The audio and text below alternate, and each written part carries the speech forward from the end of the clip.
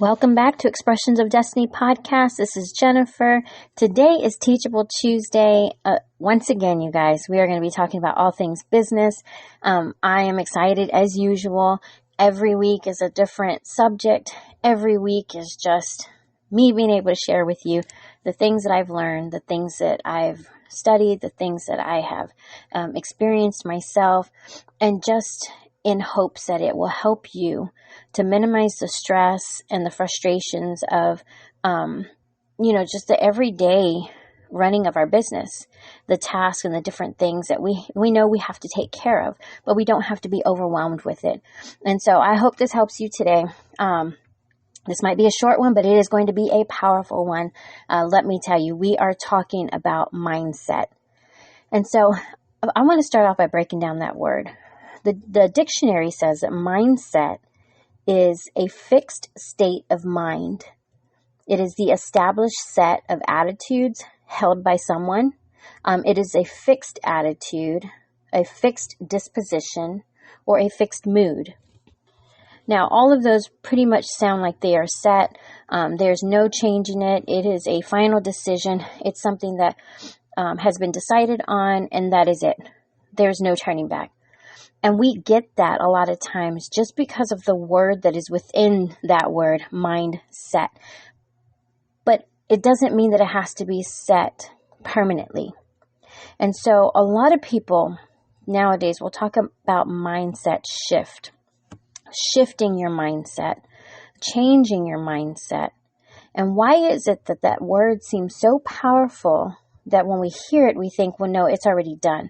That person has already made up in their mind that they are going to do something a certain way, which a lot of times, even that person themselves may believe that because we have been taught a certain way. We have been raised a certain way. We have learned certain things, and it becomes such a habit. We don't know how to let go of that. And so we call it a mindset. That person is stuck in their mind and their own way of doing things. And this is a struggle too, because as we're in a time right now where things are ever changing, we talk a lot on this podcast about seasons and how the seasons change. And although we have an expectation of what that season may be on a regular basis, there's always something different within those seasons. It may not be as hot as what it usually is in some summers. And then in other summers, it may be extremely hot, especially like right now across our nation. We are experiencing heat that is just very unnatural feeling. And so we think about that. And we're like, the season, we know we're in summer, but for some reason, it just feels different. And so that's what I mean when I talk about the different things that, we expect to be done a certain way because it's always been done that way. But there's still an opportunity to see change or to see little things that are different along the way. And it's okay. And that's what we need to discover today, is that it is okay to change it up a little bit. It is okay to change our mind. It's not going to be a horrible thing if we go against what our mind initially said. We are not the bad person. And so I want to get that straight from the get-go, because we have to get beyond that. The mindset, or the shifting of your mindset, is what most people need to get beyond in order to move forward in other things. And so part of that definition said a fixed state of mind. Well, the word fixed, and you guys know I love definitions. I love looking up the words. But the word fixed means securely placed or fastened, or not subject to change or fluctuation. It is not subject to any type of change. It's not going to fluctuate. It is securely placed. It is fastened. It's not going anywhere. But I want to challenge you to change that word from fixed to fix. We are going to mind fix. We're going to have a state of mind that we can fix. It's just like having something broken. That thing may never be what it was like before, but we can still fix it. We can still repair it. And so fix does mean to make firm and stable or stationary, to set it in order, to repair it, or to mend it. And so although sometimes our businesses may seem broken, our employee structure and engagement and relationship may seem broken, the things that our systems that we use on a daily basis in our business might seem broken, we can fix it. It doesn't have to remain fixed. It doesn't have to remain in a certain state, but we are going to fix it. We're going to mend it. And so let's change that word from fixed to fix. And it may not seem like such a big deal, but trust me, even when we begin to change the words that we use, because there is power in our words. There is so much power behind the way that we speak things and the way that we say certain things, phrases. It can completely turn things around. So don't forget the power in your words and how you can shift this. So we're going to shift right now from a mindset being a fixed state of mind to a mindset that we can fix. Now, there are so many things that we can talk about when we talk about mindsets. But one of the main things that I think is key and is kind of one of the foundations in helping us to achieve success in all of the other areas of our business is this one point. And it says, not everything can be a priority. That is very important for us to learn. Not everything can be a priority.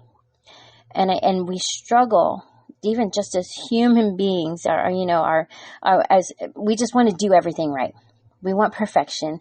We want to be able to get everything done. We want to be seen as being capable and just having that ability to bring every single task that we have to completeness. That is unrealistic. Now, can we do all of those things? Yes. Do we have the ability to do all of those things? Yes. But it is unrealistic thinking to try to do it all at the same time and not prioritize your list or whatever it is that you utilize into the order that it needs to be in. You know, we talk a lot about priorities in our own personal life, priorities as far as our families and our children, priorities as far as the time that we set aside for certain events and engagements, what is going to be more important. You know, what can I let go of? But when it comes to business, why do we feel like we have to do everything? Why does it feel like if we don't get everything done on the list, then we have failed? And I would encourage you to go back to the episode where we talked about fear of failure. Because when we are consistently in a position of thinking that we're going to immediately fail before we've even started, that fear kicks in. Then we sit there trying to get out of a failure that has not even happened yet. And so I'm not going to get on that topic again. That was a great episode, and I'll go ahead and put it in in the description so that if you want to go back and listen to it, I'll make sure that it's there. But that is a very powerful place to be, and it can really take you down. Can really take you down. And so we don't want to position ourselves to where we have a list that is made up, and if we don't complete every single thing on that list for that day, it's not even a week, it's not even within a month, but we list things per day, that it just causes unnecessary stress and unnecessary overwhelm, when we should be able to run our businesses with confidence in knowing that what we are getting done is what is most important. So let me share something personal for me. I have always carried an old school calendar. I do not care to use my calendar on my phone. I don't like posting all of my information there for somebody to be able to hack into and get. And so I love my planners. I love the end of the year when I can go out and start searching for that new planner. It doesn't have to be fancy or expensive. I just kind of know it when I see it. It could be a $10 planner, $15, or a $5 planner. It does not matter. But my planner is going to have all of my appointments, everything that I need to get done in that day, even things here at the home. And I used to put a list on that planner, and that planner would be 5 to 10 items every day.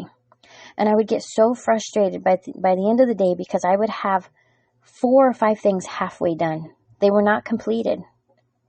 And it made me feel like I was a horrible homemaker, a horrible business person, a horrible teacher to our daughters that we homeschool.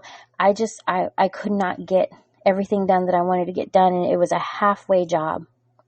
And I know, especially, and I'm sure I'm talking to some men here as well, but especially us women, we feel like we have a million tasks, and if we don't complete everything, then we just want to give up the next day. What is the point? I can't do this all on my own. I can't. And it really began to weigh heavy on me. And so I remember my husband telling me one day, why don't you just focus on 1 or 2 things and just get it done? Don't even write out in your planner, the things that you, everything on one day. Split it up and begin to prioritize and say, well, if I can get this done today, and maybe tomorrow I can get this done, and maybe on the next day I can put 2 things on there that aren't as big, but they still need to get done. I really started to take that approach. And then somebody introduced me to a book called The One Thing, which I was like, well, why have I never even heard about this? The one thing, you would think, this is what we are doing, is trying to focus on one thing. I would encourage you to go in and read that book, get it on Audible, however you need to get it. The One Thing by Gary Keller. I learned so much about myself by listening to that book on audio. I would play it while I would be walking. And I that was the day that I dubbed myself the One Task Wonder. And I stand by that. Because every day I may still have 3 or 4 items on my planner and my checklist, but I always put the most important at the top. And if that is the one thing that I get done all day, then that's okay. Because at least I completed it. At least I finished it. And if those other 2 to 3 things are still left, I just push them on to the next day. And I push them on the next day in the order that they need to be done. So the following day, I focus on the top thing, the one thing. And after that, if I have time to get to the next thing, I go ahead and do it. If not, I repeat the cycle. Just push those last two things on over to the next day. Of course, there are little things that we have to do throughout the day, but what usually goes on our list, the big stuff. And it is the stuff that really overwhelms us sometimes because they might be major projects, they might be a certain client, it might be a certain task that you have to get done within your business, whether you are self-employed or you have, small business, self-employed, work from home, or you actually have a physical building and employees that are that you have to train and work with on a daily basis. It still helps to manage that one thing. And I know some of y'all may be thinking, but it just can't work like that. There's so much that I have to get done. But do you really?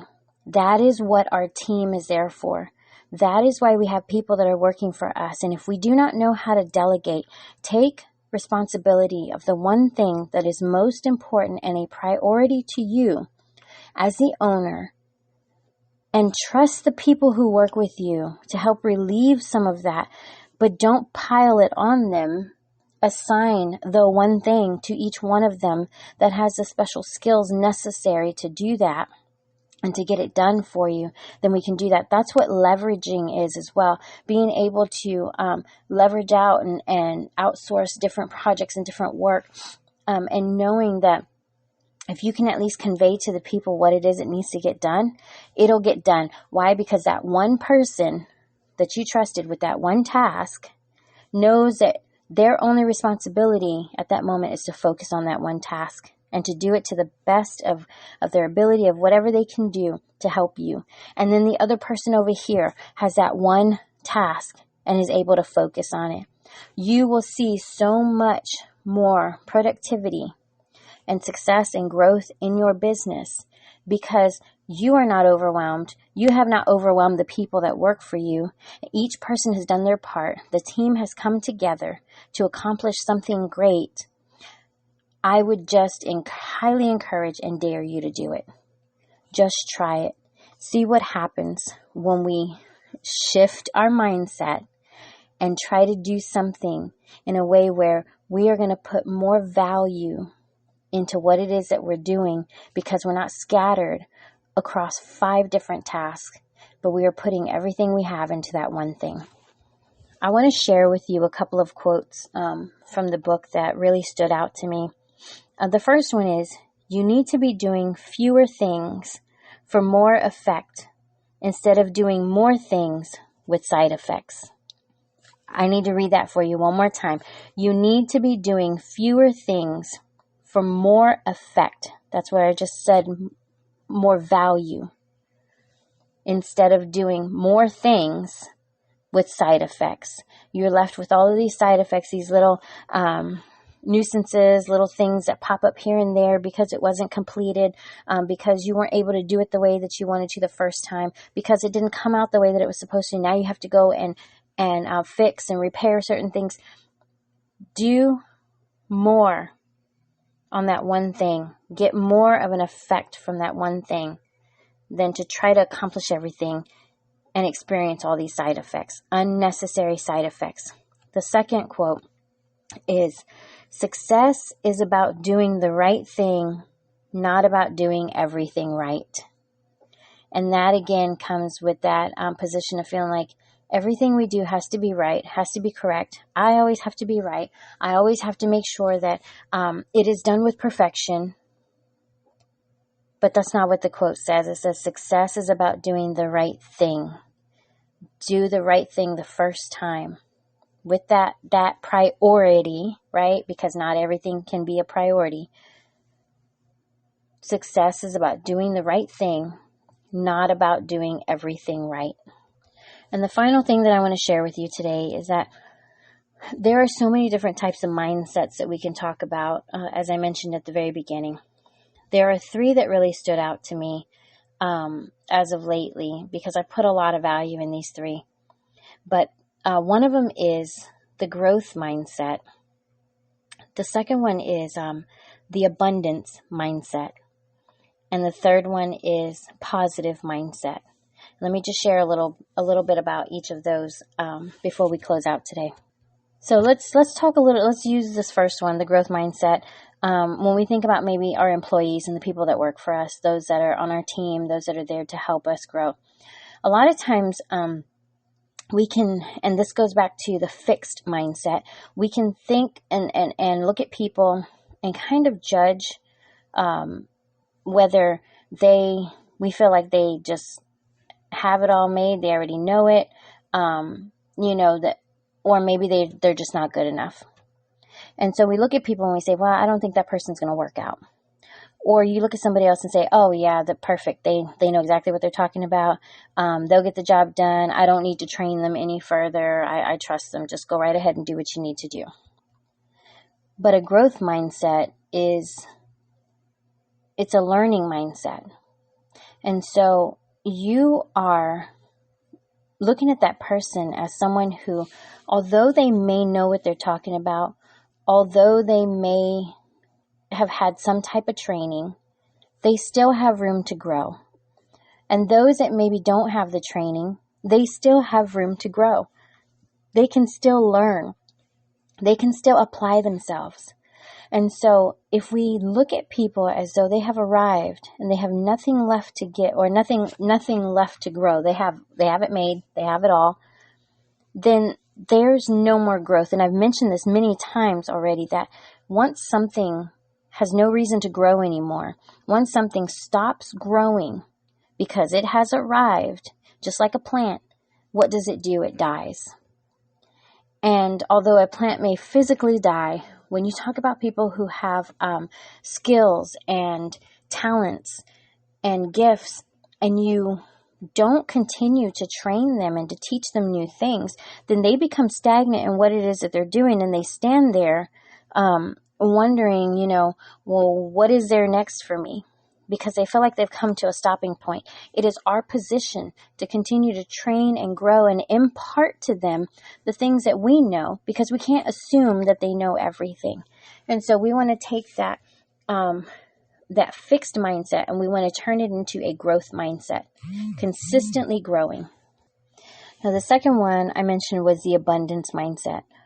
And so this one was very personal to me, because for many years I would sit and think, well, I know I really want to start this business. I know that we have the training, we have the skills, we have the passion, we're excited to do these things, but we would sit back and think, okay, but how am I going to pay for school? How am I going to, get those certifications? How am I going to get the additional training that I need?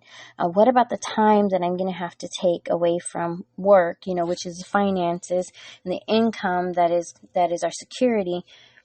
Instead of thinking about all of the opportunities that were out there, that were at no cost, that were provided, amazing resources for our businesses.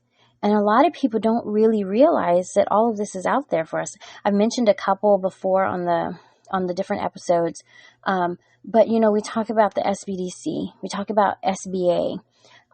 There's the SCORE mentorship program.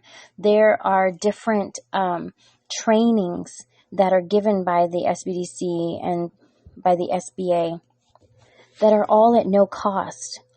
There are so many people that work for these organizations that will sit down with you and take the time to just share with you their experiences and help you to research and to find the information that you need for the next steps in building your business. So many people with an entrepreneurial heart oftentimes will just give up because they feel like if they don't have the finances, those types of resources, the finances to pay for these things that need to get done, that it just must not be something that they're supposed to be doing. And if we would just research and look for these different resources that are out there, there are resources available to you. And so that is keeping with an abundance mindset of saying, I know that there are people out there. I know there are organizations. I know that there are places that will help me to build my business. I know there are mentors out there that have been through years and years and years of successful business that are willing to give of their time just to help someone else grow. Believe it or not, there are hearts out there like that. And I have experienced so many of them. If I could name them all, I would, because I want to give full credit to every single mentor and every person that has taken the time for me. But there are those resources out there. So if you keep an abundance mindset and not a scarcity mindset, not a fixed mindset, but remember that you can build a successful business without the finances up front, then that's what will continue to drive you and keep you excited about that passion and that vision that you have. And the last one is the positive mindset. And we're going to end here, and I believe it is a perfect place to end, because when we position our mind, not to always think that everything is going to be perfect, but to always think of everything as, what can I do to get through maybe this challenge or this situation or this thing that was unexpected, and turn it into an opportunity? What can I do to think, not think on all the negative, but think on all the things that can work, that I can achieve? And I believe a lot of people get frustrated about this one because, they think that people are expecting them to walk around like it's rainbows and sugar candy, coated candy, and all kinds of pretty things and butterflies, and nothing in the world ever goes wrong. Yes, we do have challenges. We do have these things that we're going to have to get through. But the main point is that when we have a positive mindset, we can change our way of thinking and press through. Because when we go through hard times and these things that we may not understand, we always come out stronger. We always come out wiser. We always come out knowing that, wow, if I were able to get through that thing, then I know I'll be able to tackle just about anything. And so even with that, think about the people in the circle that you keep around you. Those that speak positively to you, those that lift you up, those that encourage you, let those be the ones that you keep closest to you. So that when you are feeling in a position where you're ready to quit, where you're ready to give up on that dream, you know that they are not going to allow you to, but they're going to continue to be that positive mindset, reminding you of the positive mindset that you need to have. I will give you one more example, and I was actually thinking on it today. I've been trying to work on scheduling for some other classes and getting my girls ready for school. And I was talking to a really good friend of mine, and I'm texting with her, and I said, oh my goodness, it's so busy. I got to do this. I got to do that. I got to get this done. I don't know if I'm going to be able to get it done in time. And she messaged me right back, and she said, a wise woman once told me, just take it one thing at a time and breathe. And I couldn't help but to laugh and text her back and say, well, welcome to the Wise Woman Club. Because the very thing that I would always speak to her, she turned around and spoke it back over me and encouraged me in a moment where I was feeling overwhelmed, because yes, we can't always be positive. We can't always, see rainbows and butterflies and sugar-coated candy. And I left out ice cream. That's my favorite. But, sometimes we do have a moment. And to know that we surround ourselves with those that are going to be ready to lift us up and encourage us in the times where we may just be tired. I was so grateful and so appreciative that I had her in my life to remind me of that. The very thing, that my husband consistently reminds me of. And so remember that with that positive mindset, surround yourself with those that are going to support you. So that is it for me today, guys. I hope I encouraged you and really shared my heart on mindset and shifting, allowing those things to shift and pivot in the direction that you need them to go. My last and final question was, are you an amazing multitasker, or are you a one-task wonder? There are some people who can multitask. There are some people who can run around and do the best they can to get everything done. But in the end, that's not me. I am that one-task wonder. That's what works for me. That's what keeps me positioned for success and for greatness. So I want you to think on that, because if you have always been a multitask, marathon runner and you've done, so much, just think hard. Were there ever moments where you felt overwhelmed, or you felt like, why do I have to get all this done in one shot? And think, what if I were to try to shift into a one-task wonder moment? The one thing, just as Gary Keller teaches in his book, would it make a big difference? Just try it. I dare you. So you guys have a wonderful day. Thank you again for joining me on the Expressions of Destiny podcast. I will talk to you on Friday. God bless.